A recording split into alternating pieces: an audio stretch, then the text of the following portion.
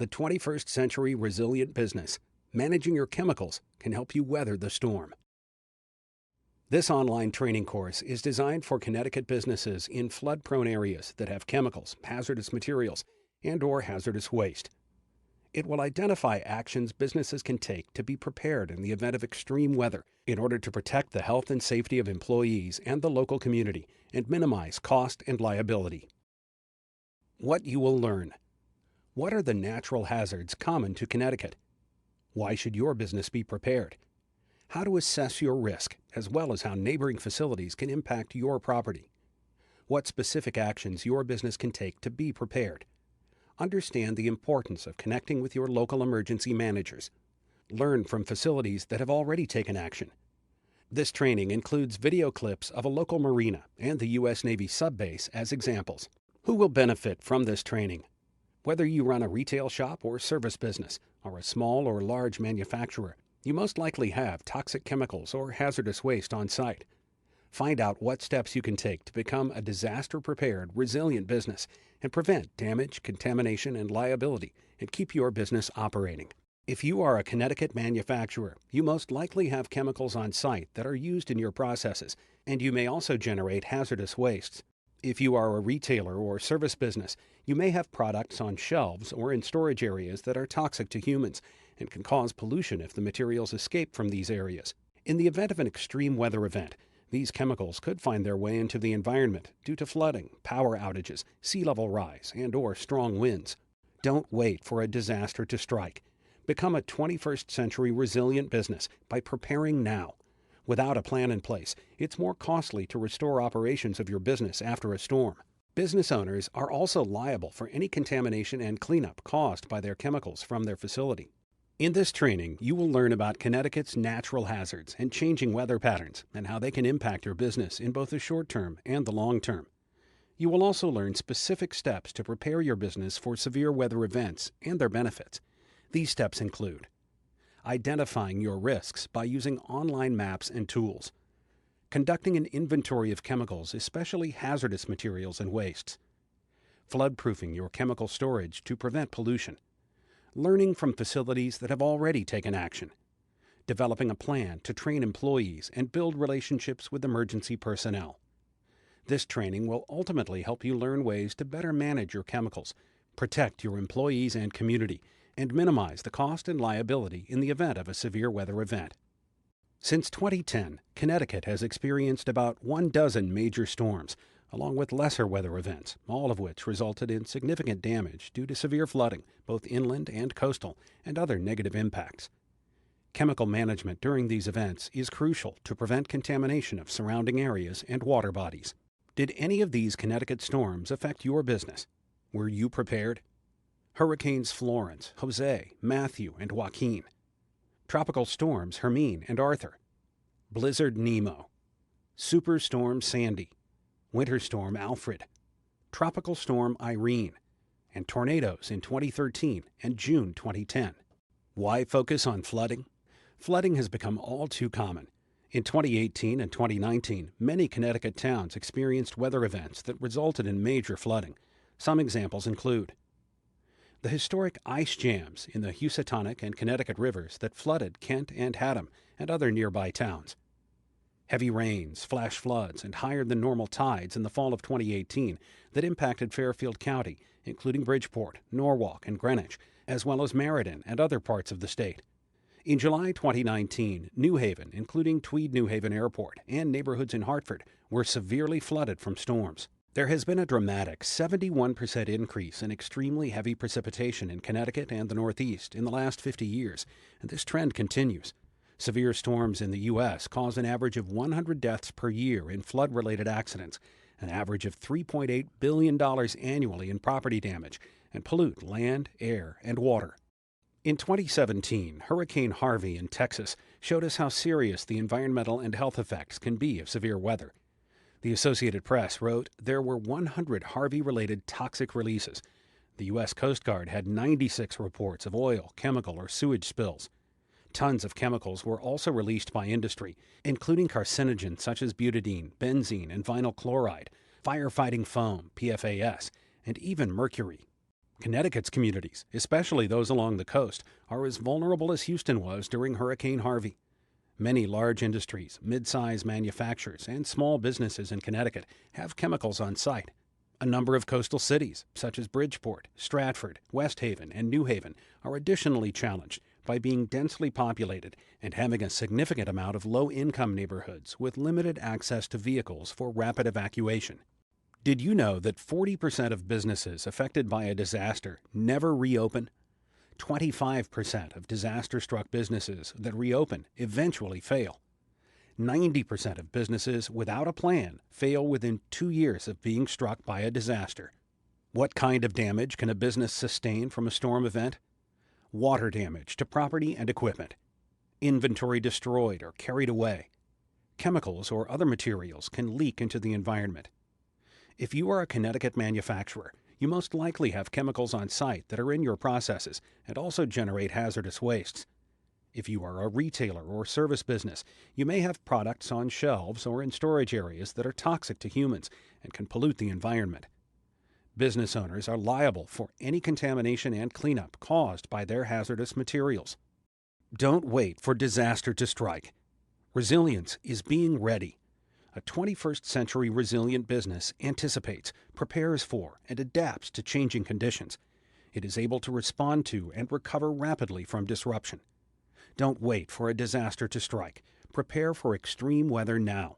Otherwise, it is more costly to restore operations of your business, and it can expose you to liability from chemical pollution to the surrounding area.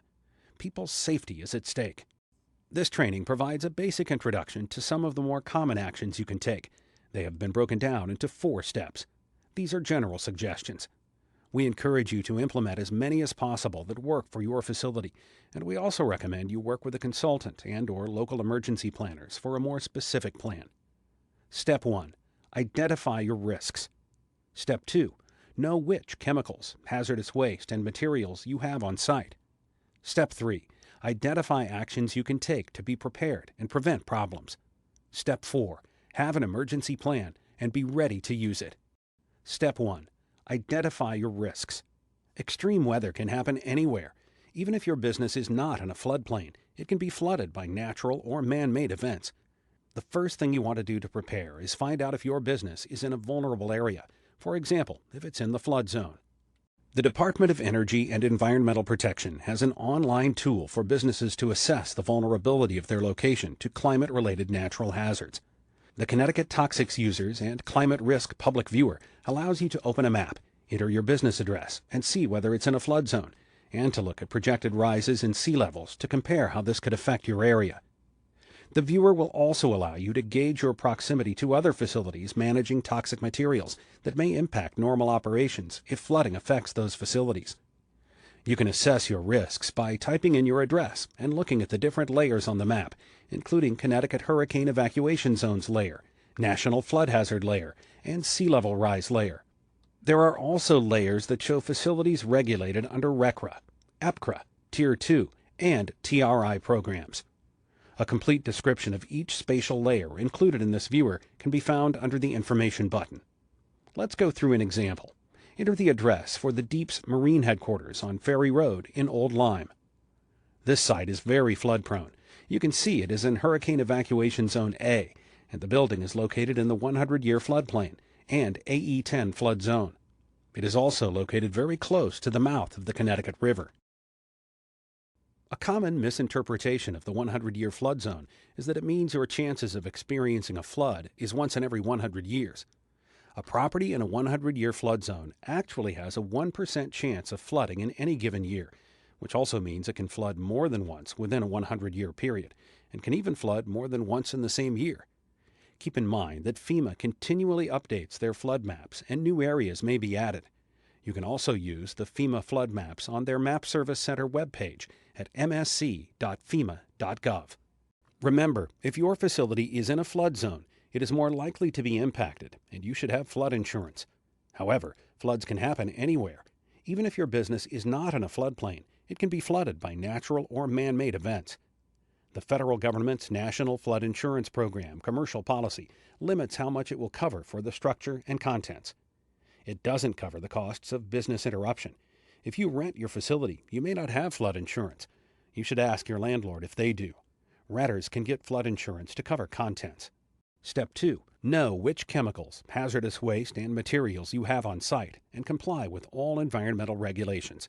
Most businesses have chemicals on site as part of their operations, as well as for cleaning. Any chemical you use, stock, or sell has a safety data sheet. The chemical may not be in sufficient quantity or present a significant enough hazard to merit a specific federal or state regulation. However, understanding the safety data sheet can ensure you are prepared prior to and in the event of a storm event. Remember that cleaning products, indoor pesticides, lawn and garden supplies, automotive products, paints, stains, strippers and solvents, batteries, and fuels such as propane and kerosene are all chemicals that can cause problems if not stored and managed properly. Small businesses, retailers, or service providers may not realize that they may have chemicals on site. Here are some examples. Hardware stores and big box stores. Lawn and garden chemicals. Propane tanks, pesticides, paints, stains, lubricants. Glues and adhesives. CFC light bulbs, road salt and de-icing products. Cleaning products, solvents, and degreasers. Automotive repair, auto supply, salvage yards, and marine supply. Solvents, oils, lubricants, antifreeze, degreasers, tires, and metal. Pharmacies, pharmaceuticals, first aid items, cleaning supplies. Lighter fluid, hair dyes. Nail polish and nail polish remover, dry cleaners and laundries. Solvents, spot cleaners, detergents. Landscaping and pest control. Lawn chemicals, fertilizers. Beauty salons and nail salons. Plasticizers, solvents, pigments, and dyes. Gyms and hotels. Pool chemicals, cleaning supplies, winter de-icing chemicals. Cleaning and carpet cleaning. Bleach, detergents, solvents, degreasers. Keeping good records of chemicals your business has on site is an important step in being prepared. This includes chemicals you buy, use, generate, dispose of, and store. Some examples of documents you should utilize include purchase receipts, hazardous waste manifests, daily log of chemicals used, and weekly inspection logs. It is a best management practice for a business to have an emergency binder checklist in advance of a storm event that includes phone numbers of local police, fire, hospitals, and emergency response providers. Hazardous waste generators have requirements to do so. Knowing what chemicals your facility has on site is an essential part of being prepared. For the most part, you're going to know when a hurricane or a storm event is going to occur.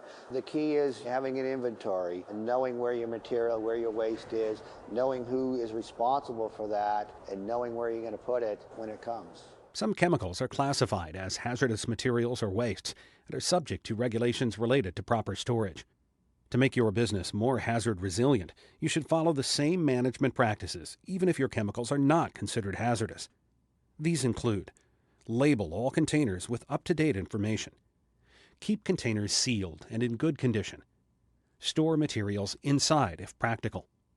Regularly inspect, maintain, repair, and upgrade storage equipment and personal protective equipment.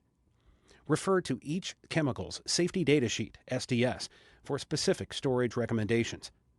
Store incompatible materials separately. Get as much hazardous waste as possible off-site. Send it to a permitted treatment, storage, and disposal facility, TSDF, using a permitted hazardous waste transporter. See DEEP's webpage for a list of permitted transporters. Knowing what chemicals your business has on site is an essential part of being prepared. I do a daily walkthrough through the whole facilities, just making sure that there's no hazards as far as any chemicals, any of the employees left anything out on the bench or out in the work area, make sure that they're picked up. Just police the area basically and make sure that we're environmentally safe. All Connecticut businesses should know which environmental regulations they are subject to, such as Resource Conservation and Recovery Act, RCRA, and the Emergency Planning and Community Right to Know, EPCRA, and comply with them. Businesses subject to RCRA have specific record-keeping requirements and can only store a certain amount of hazardous waste on site for a specific length of time. All businesses have legal obligations to determine their generator category. Facilities that are subject to EPCA Tier 2 reporting that are at high risk of flooding, severe weather event, or sea level rise must comply with a law that took effect in 2019, requiring hazard mitigation plans to be updated to address this risk. CGS 22A 610E. Check the CT DEEPS webpage if you need information on environmental regulatory requirements that may apply to your business. You can also call DEEPS Compliance Assistance Line, COMPASS, at 888-424-4193 or search RECRA Help from the DEEP website homepage. We've included some resources and links at the end of this training. Step 3. Identify actions you can take to be prepared and prevent problems. If your business is in a flood-prone area, you need to take extra precautions. Here are some actions you can take to ensure that your chemicals are not accidentally released into the environment during a storm. Move your chemicals and hazardous wastes to higher ground, out of flood risk. This could also mean safely elevating chemicals to higher shelves or floors in your facility, or raising tanks above floodwater level, especially if they're reactive with water. Make sure this doesn't present a fall hazard to employees or increase the likelihood of a spill. Avoid stockpiling. Limit the amount of chemicals you keep on site. A best management practice is to avoid having chemicals on site until they are absolutely needed. If storage can't be moved, make sure the containers are waterproof and are secured so they can't float away or break open.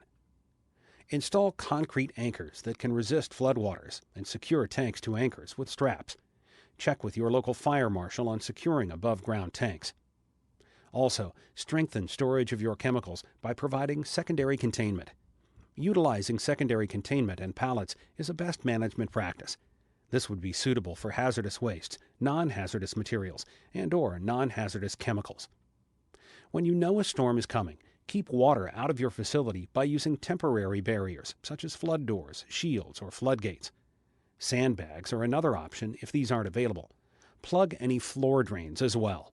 The marina has taken steps to flood-proof the facility by elevating its equipment, electrical panels, and chemical products, and by strengthening storage with secondary containment. These are our two above-ground tanks. One is gasoline and one is diesel fuel. They are double-walled. They're also on a solid concrete pad surrounded by concrete block.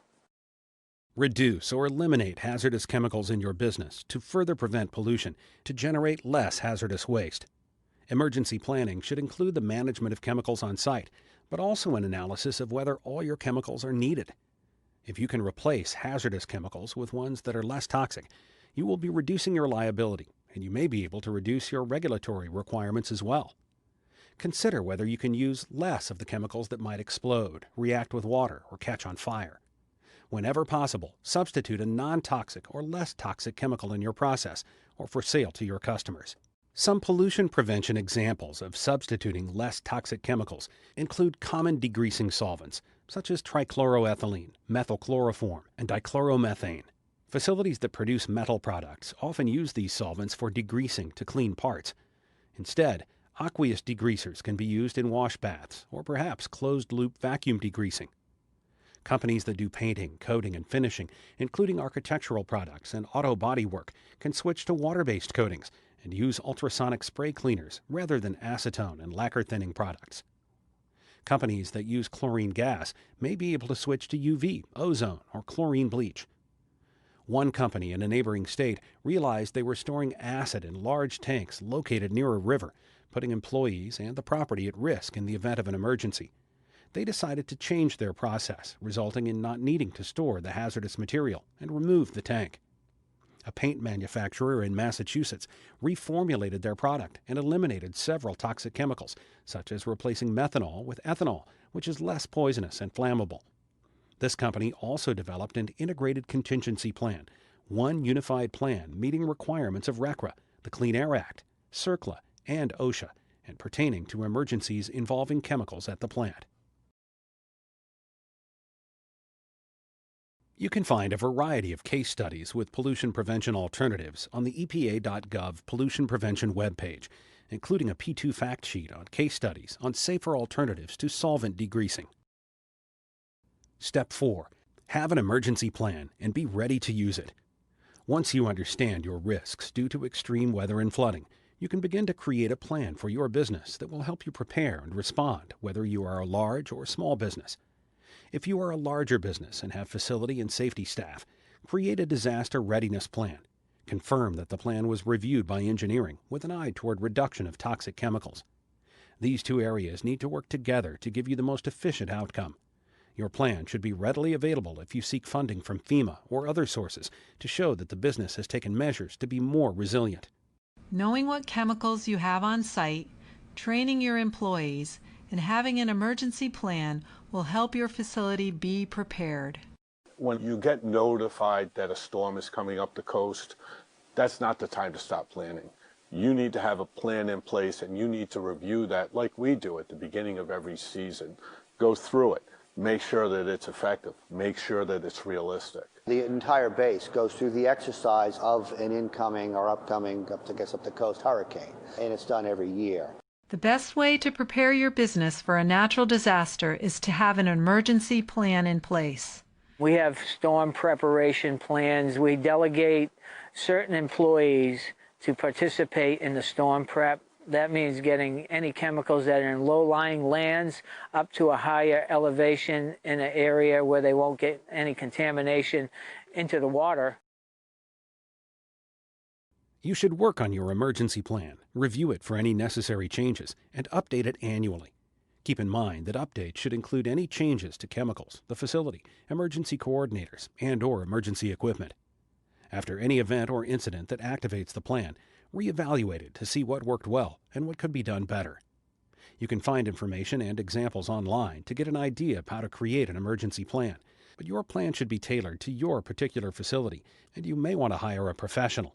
EPCRA Tier 2 filers who are in an area prone to flooding or sea level rise must update their emergency plans. An emergency plan is most effective when your employees are trained at managing on-site chemical risks and when you hold annual emergency drills.